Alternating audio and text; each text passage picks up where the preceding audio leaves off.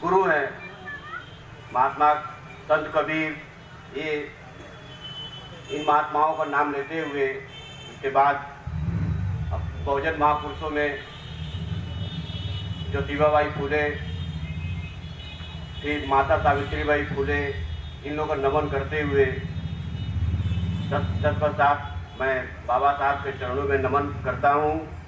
उसके बाद यहाँ स्टेज पर बैठे हुए जितने भी गणमान्य लोग हैं उनको नमन करता हूँ, और जो दर्शक लोग यहाँ बैठे हुए हैं सबके चरणों में नमन करते हुए मैं अपनी बात को यहाँ रखना चाहता हूँ कि आज सबसे पहले जो दिन है मजदूर दिवस, एक दिन आज का दिन है, बहुत ही सुंदर दिन है मजदूर दिवस के लिए पहले मैं सभी को बधाई देता हूँ। और इसके साथ ही बाबा साहब का जो जन्म दिवस आज 128वां जन्म दिवस मनाया जा रहा है उसकी भी बधाई साथ साथ मैं दे रहा हूँ। और सबसे बड़ा बात है कि इस कार्यक्रम के लिए यहाँ के जो आयोजक करता है हम लोगों को आमंत्रित किए, उन लोगों को भी मैं बधाई देता हूँ।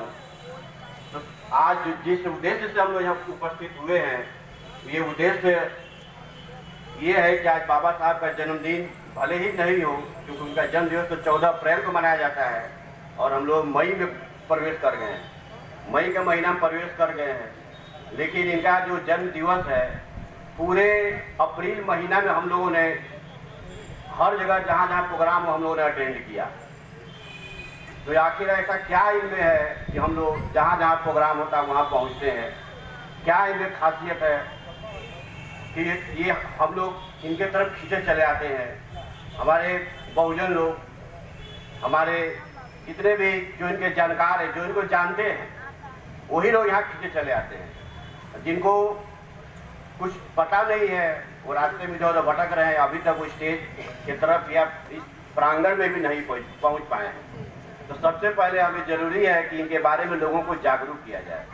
ये लोग रास्ते पर लोग आ रहे हैं, जा रहे हैं, इनकी मूर्ति को देख रहे हैं कि एक मूर्ति लगी हुई है बाबा साहब अम्बेडकर की, लेकिन इनके बारे में जानकारी लोगों को बहुत ही कम है। तो सबसे पहले हमें ये कार्यक्रम का आयोजन हम लोग पूरे महीने भर जहाँ तहाँ करते हैं, इसका मुख्य उद्देश्य यही होता है कि इनके विचारों को किस तरह फैलाया जाए। जब इनके विचार फैलेंगे तभी लोग जानेंगे, तभी लोग समझेंगे बाबा साहब भीमराव अम्बेडकर ने क्या किया, ये हमें क्या दिया, इन्होंने क्यों हमारा जीवन स्तर कैसे उठाया।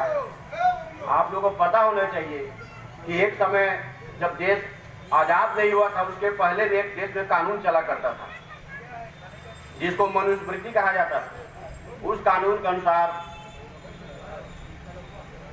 जो जातियां थी 4 भागों में बटी हुई थी, ब्राह्मण, क्षत्रिय, वैश्य और शूद्र, जिसमें शूद्र जाति को यहाँ तक कि संपत्ति रखने का अधिकार नहीं था, अस्त्र शस्त्र रखने का अधिकार नहीं था, पढ़ने लिखने का अधिकार नहीं था। तो उस तरह के जो असमानता वाला कानून था, उस कानून से उन्हें बहुत दुख था। बाबा साहब अम्बेडकर ने जब देश आज़ाद हुआ तो उन्होंने अंग्रेजों से इस कानून में परिवर्तन लाने के लिए एक संविधान बनाने को कहा। जब आज़ाद नहीं हुआ था देश, उसी समय का बात मैं बता रहा हूँ। बाद में जब देश अंग्रेजों ने कुछ इससे बहुत सारा सुधार किया, उन्होंने अंग्रेजी शिक्षा प्रणाली लाई जिससे बहुत सारे समाज में परिवर्तन हुआ। जब लोग अंग्रेजी शिक्षा में आए, अंग्रेजी लोग पढ़ने लगे तो लोगों को लगा कि विदेश में लोग किस तरह से रहते हैं, वहाँ इस तरह से छुआछूत, जाति भेद, इस तरह की बातें वहाँ नहीं। जब वो लोग वहाँ बाहर जाकर देखे और यहाँ आए तो देखे कि यहाँ भी इस तरह का होना चाहिए। लेकिन कुछ लोग उस समय भी चाहते थे कि ये जाति प्रथा जस का तस रहे, भेदभाव बना रहे, ताकि हमारा वर्चस्व बना रहे। तो इस तरह का समाज उस समय था। लेकिन जब देश आजाद हुआ तो उन्होंने जो संविधान बनाया, इस तरह का संविधान बनाया कि किसी तरह का कोई छुआछूत नहीं, सभी समान होंगे, सभी को समान शिक्षा का अधिकार रहेगा, सभी को वोट देने का, सभी का एक वोट और उसका एक मूल्य, 1 वोट 1 मैन 1 मूल्य उन्होंने कहा था। एक राजा वोट देगा, अंबानी वोट देगा तो उसका भी कीमत वही होगा, और अगर एक भिखारी है अगर वो भी वोट देगा तो उसका भी कीमत वही होगा। तो ये समानता है जो कि आज़ादी के पहले ये समानता हम लोग के पास नहीं थी। तो डॉक्टर भीमराव अम्बेडकर ने जो हमको दिया वो काफ़ी अमूल्य है। यही नहीं, डॉक्टर भीमराव अम्बेडकर का दिन आज है, आज मजदूर दिवस हम लोग मना रहे हैं। मजदूरों के लिए उन्होंने बहुत सारी सुविधाएं दी। मजदूर जो जानते हैं कि आज आप लोग 8 घंटा शिफ्ट में काम करते हैं, ABC, सुबह 6 बजे से A होता है, 2 बजे से B होता है, रात को 10 बजे से C आप लोग काम करते हैं। लेकिन इसके पहले ये व्यवस्था नहीं थी। इसके पहले व्यवस्था थी कि आप 14 घंटा आपको काम करना पड़ेगा। 14 घंटा काम करने का मतलब समझते हैं कि घर से निकलेंगे तो 14 घंटा 16 घंटा में बदल जाएगा। जाना आना लेकर 16 घंटा कब आराम करेंगे। तो बाबा साहब ने कानून में परिवर्तन लाकर मजदूरों के लिए, हमारे देश के लोगों के लिए ये कानून बनाया कि 8 घंटा से ज़्यादा कोई काम नहीं करेगा। और वो कानून आज भी जारी है। वो कानून आज भी जारी है। मजदूरों के लिए उन्होंने ESI का स्थापना करवाया। ESI जहाँ पर आप लोगों का जो भी मजदूर लोग हैं जो फैक्ट्री में काम करते हैं उसकी स्थापना कराया, जहाँ आप लोग अपना इलाज फ्री होके करवाते हैं।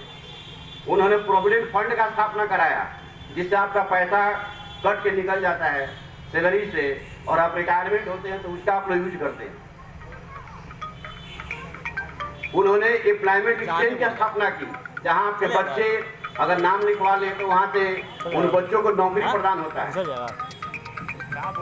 इतने सारे उन्होंने काम मजदूरों के लिए किए। लेकिन हमारा जो मजदूर वर्ग है इस चीज से उनको कोई मतलब नहीं है। मतलब रखना चाहिए। ये जो सुविधाएं पा रहे हैं, इस सुविधाओं का लाभ क्यों मिला और कैसे मिला, ये अधिकार के भागी हम कैसे हुए। नहीं तो हमको आज ये मंच पर खड़ा होकर बोलने का अधिकार तक नहीं था। आज मंच पर खड़ा होकर बोल रहे हैं, ये भी बाबा साहब का दिया हुआ अधिकार। क्योंकि स्वतंत्रता का अधिकार, मंच पर बोलने का अधिकार, ये अधिकार उन्हीं का दिया हुआ है। आज जो भी शिक्षा में उन्होंने कहा था कि 3 मंत्र उन्होंने दिया, शिक्षित बनो, संगठित हो और संघर्ष करो। वो जानते थे कि हमारा जो अधिकतर जो लोग बहुजन समाज है वो शिक्षा से महरूम है, शिक्षा से दूर है। क्योंकि शिक्षा अगर आपके पास नहीं है तो आपके पास चाहे जितना भी दिमाग लगा, लेकिन दिमाग बहुत दूर तक दौड़ेगा नहीं। किसी समस्या में जब आप फंसेंगे तो उस समस्या से आप निकलना आपको मुश्किल होगा, किसी दूसरे का सहारा लेना होगा। तो उन्होंने शिक्षा पर बहुत ही जोर दिया। और ऐसा ही नहीं, खुद उन्होंने शिक्षित होकर पहले उन्होंने अपने को शिक्षित किया। उनके पास 32 डिग्रियां थी। वो 9 भाषाओं के जानकार थे, दोनों हाथ से लिखते थे। उन्होंने 2 लाख किताबें पढ़ी थी। उनके पास 50,000 किताबें थी। आप कल्पना करिए कि जिस आदमी के पास 32 डिग्री हो, MA, LLB, LLD, DLIT, MSc, PhD, इतनी डिग्री का बटोरने में आप किसी का जीवन भर खत्म हो जाता है। लेकिन उन्होंने इतनी डिग्रियां बटोरी, उसके बाद आज कह रहे हैं कि आज उनका विचार है कि आपका जो समाज है, जो पढ़ाई से दूर है, शिक्षा से दूर हो, शिक्षित हो। ताकि शिक्षित होगा तभी वो संगठित होगा। जब संगठित होगा तो संघर्ष करेगा। लेकिन जब शिक्षा ही नहीं होगा तो जैसे बाकी लोग हैं वैसे रहेंगे। जीवन में स्तर ऊंचा नहीं हो पाएगा, लाइफ स्टाइल का नहीं आगे बढ़ पाएगा, वो अपने बच्चों को नहीं पढ़ा पाएंगे और जीवन का जो विकास है वो आगे जाकर रुक जाएगा। तो वो चाहते थे कि जैसे मैं पढ़ा उतना तो मान लीजिए कोई पढ़ेगा नहीं फिलहाल, अभी जो समय दिखाई दे रहा है, लेकिन वो चाहते थे कि हमारे लोग इसी तरह की पढ़ाई करें, तब जाकर वो संगठित होकर संघर्ष करें और अपने अधिकार के लिए लड़े कि हमारा क्या अधिकार है। अधिकार को लड़ने के लिए, अधिकार को पाने के लिए हमको कानून पढ़ना होगा। और कानून का किताब उन्होंने लिखा जिसको भारतीय संविधान कहा जाता है। और ऑस्ट्रेलिया का कानून को लिखने में 9 वर्ष लगा।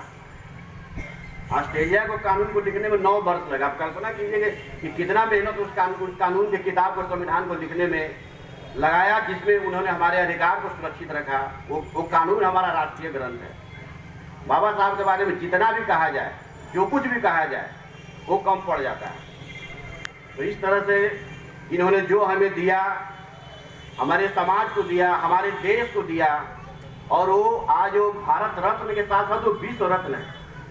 विश्व रत्न इसलिए है कि कोलंबिया यूनिवर्सिटी उनको सिंबल ऑफ नॉलेज, ज्ञान का प्रतीक के रूप में उनको मानता है। कोलंबिया यूनिवर्सिटी के गेट पर उनकी प्रतिमा लगी हुई है, जहाँ पर उनको नीचे लिखा हुआ ज्ञान का प्रतीक और साथ में लिखा हुआ है कि एक ऐसा विद्यार्थी जो यहाँ से पढ़कर गया और उस देश भारत का कानून लिखा और उस देश के ऊपर बहुत बड़ा उपकार किया। तो इस तरह के ऐसे विद्वान के लिए मेरा सर बार बार नमन करता है। और मैं यही कहते हुए कि बाबा साहेब का जो गुण है उसका 1% भी हम लोग में आ जाए तो हम लोग अपने को खुश नसीब हो समझेंगे। इसी के साथ मैं अपना वक्तव्य खत्म करता हूँ। जय भीम, जय भारत।